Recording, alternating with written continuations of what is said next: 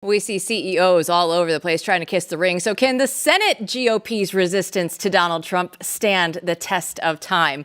Blaze News senior politics editor Chris Bedford thinks this movement is on the way out. He wrote about this in his latest Beltway brief, and he joins us now to break it all down. So Chris, how much longer does this anti-Trump GOP have?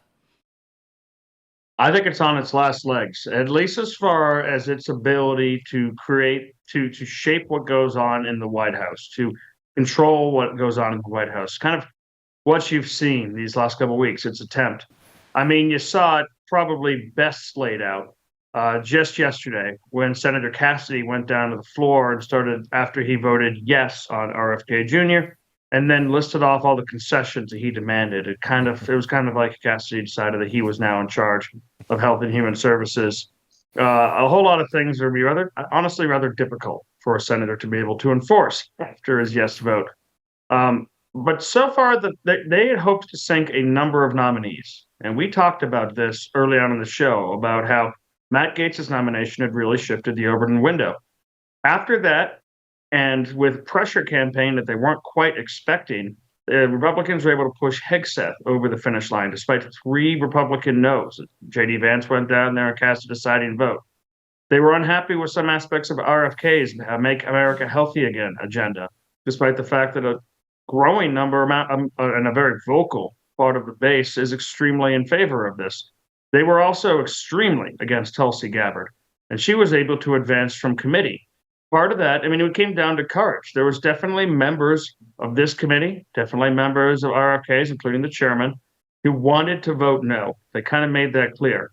But the weekend before, when Collins decided she was going to vote yes, that put Senator Young in danger. It's got 3 years until he's got a primary, but he didn't want to actually have to deal with that. He didn't want that level of pressure on him. He says he was satisfied with some of the conversations he had. I don't really believe it. He ended up voting yes. It was to step out of line was to face the most popular Republican president in generations and the majority of the American voters who actually put him there. And the last one left is Kash Patel. At least as far as very contentious nominations go. Kash Patel, it seems, has more momentum on the GOP side going into this than any of the other candidates had. Of course, there's always going to be that issue. Democrats have managed to drag it out to about 2 weeks. The chairman of the committee is 92 years old. He's been doing this a long time. He also likes decorum. He's not as hard of a hitter as you might expect. So he's given the Democrats 2 weeks. They're not going to use that to seek answers. They're not going to use that to try and come to an understanding and see if they can vote yes. They're going to use that to try and sink the nominee. But the only real threat to any of these nominees, thanks to our friend Harry Reid, who got rid of the filibuster and nuked the 60-vote threshold, the only real threat you have on this is Republicans. And Republicans who promise to be a thorn in the side of MAGA and still could cause a lot of trouble on the legislative agenda that is the smaller legislative agenda that is there, have basically been beaten at every single round by the Trump administration and by the people who push from the outside, the people who push from the inside, and honestly, a couple of good nominees. And they're in a full retreat.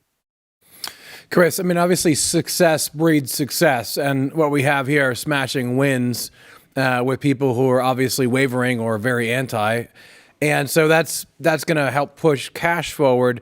But let's look a little bit longer to the, further out in the future, because their inner hearts are not going to change. So I mean, these are not people who are going to necessarily convert truly to MAGA and Maha. So, I mean, at what point do we say it's over?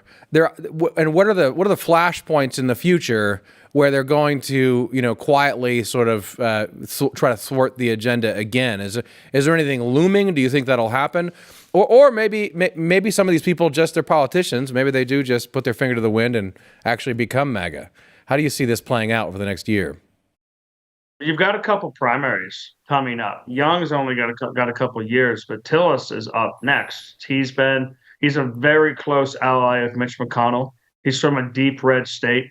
There is absolutely no reason. It'd be like the Democrats getting questions from a more conservative-leaning senator in Massachusetts. You would never, ever have that in the Democratic Party, but you have that frequently with the Republicans. So he's got a couple of years he's really going to have to behave, because we've seen the last rallies that Donald Trump is willing to throw for his own election, but we haven't seen the last on primaries. And he's going to want team players, especially in this dangerous Senate season they have for the thin Republican majority that's coming up in the midterms. You're going to see people like Cassidy, who could have been a thorn in the side, but then have to run for re-election next year in deeply red, deeply Republican Louisiana, have to face their voters.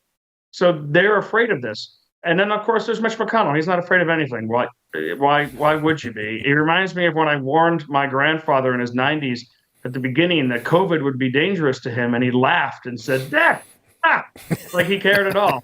Mitch McConnell seems to be along those sorts of lines. I mean, he literally fell down again in the Senate today. His legs are weak.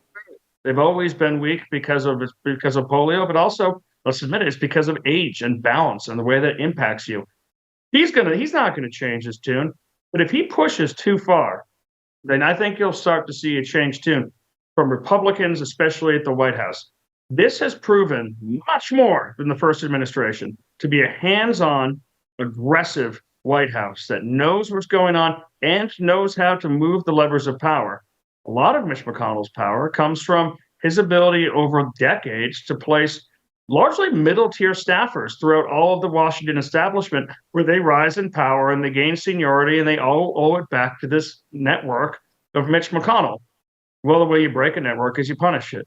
You stop hiring those people. You stop doing business with those people. You force those people to flee. And then when the king finally retires, you're all set.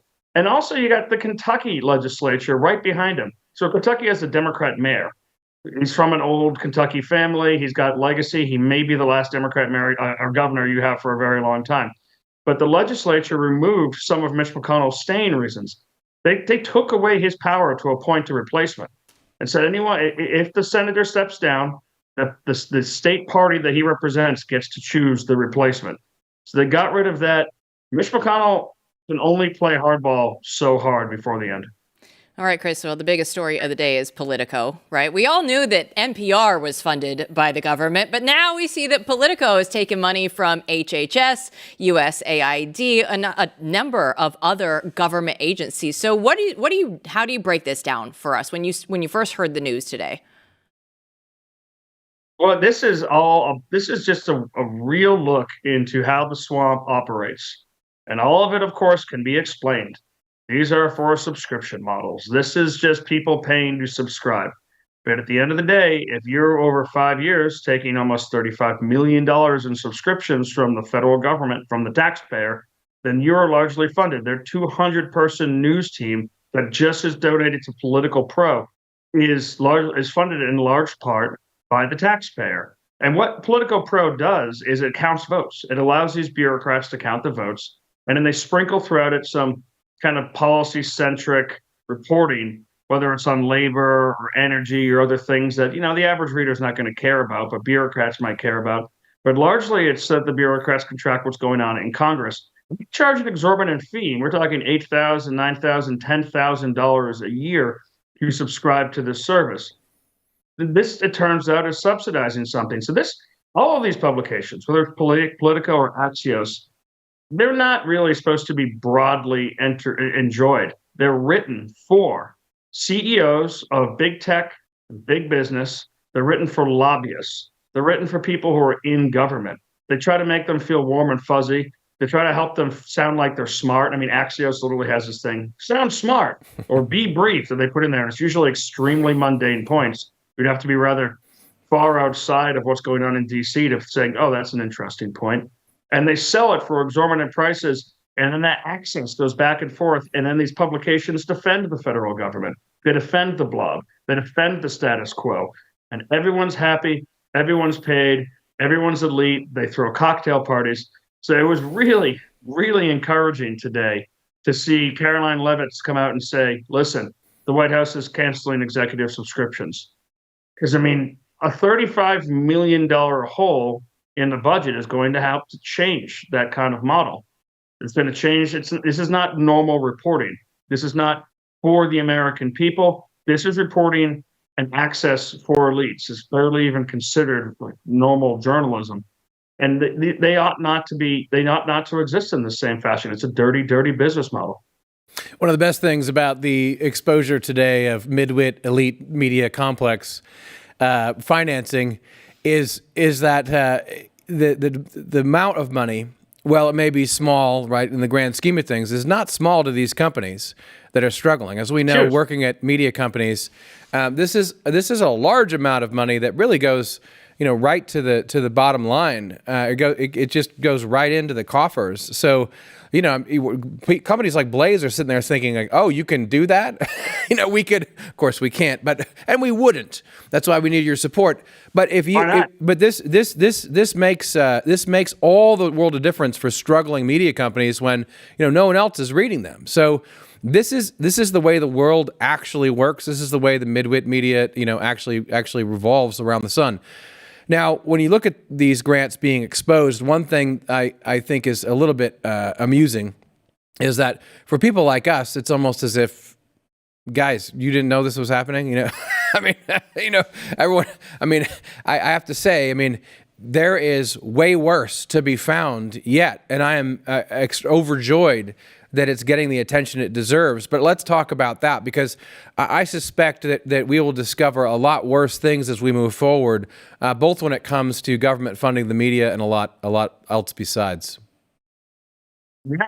OMB, the Office of Management and Budget, just put out a kind of a technical looking order yesterday afternoon that said that the chief information officers of these agencies, which used to be a protected position that could only go to careers, is now open to political appointees.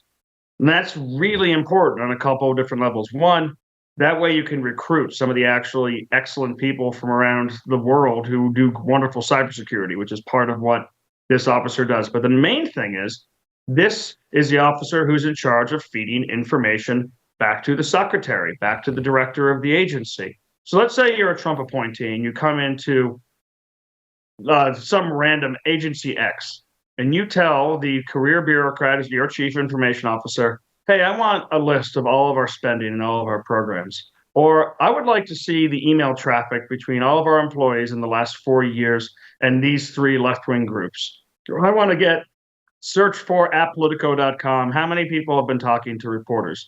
Well, maybe a functioning bureaucrat will take a couple weeks to bring some things to you. But a lot of other people, part of the deep state, will just block you. They'll send out a 5-alarm fire. They'll have people leak to the press to undermine you. And they're usually not even the best at the job. An information officer, someone who deals in tech, communication, policy, maybe in the 1990s, that was just kind of a bureaucratic job, but now it's become part of policy, and it's become someone who can really undermine you. So with the Trump administration opening that up to people, that just alone helps empower the secretary and the director to have that insight into their own agency, into what they've been doing and who's there, where the money's going, the communications, in a way that they haven't before. So you take some 20-year-old kid who's been building tech programs to read ancient Roman scrolls we could never unlock, put him in there, and he's going to find out a whole lot more about what's going on in the agency than you were ever going to before. So these little tweaks that were earned and learned from years of 2017 to 2021 are now being unveiled. Well, Bedford, there's so many days that we could choose from, but I think today is actually one of my favorite news story days so far since Trump 2.0. There's so much today. It's been absolutely, it's like drinking from a fire hose. The New York Times homepage cannot keep up with Elon Musk and Donald Trump right now. They would like to put everything they hate about them from just that day on one page. But I swear, you watch it, these stories fall right off. They cannot keep up. It's a golden age. They can't even contain it. Bedford, thanks so much. See you tomorrow.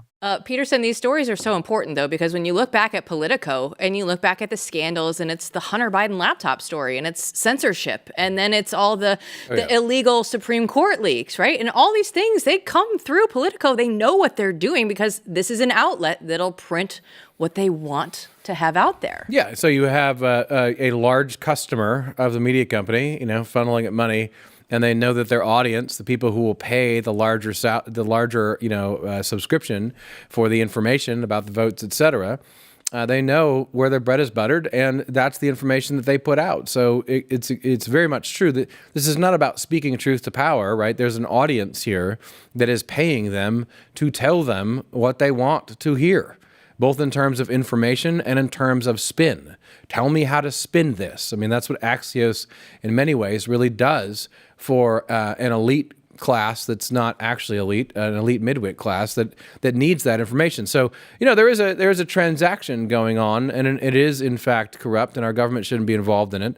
Although I do think what Chris had a point. I mean, why not? I mean, Blaze should sell subscriptions. If we can help, we'd be providing them good information. You know, so maybe we should offer our services. The winning will continue. Don't worry.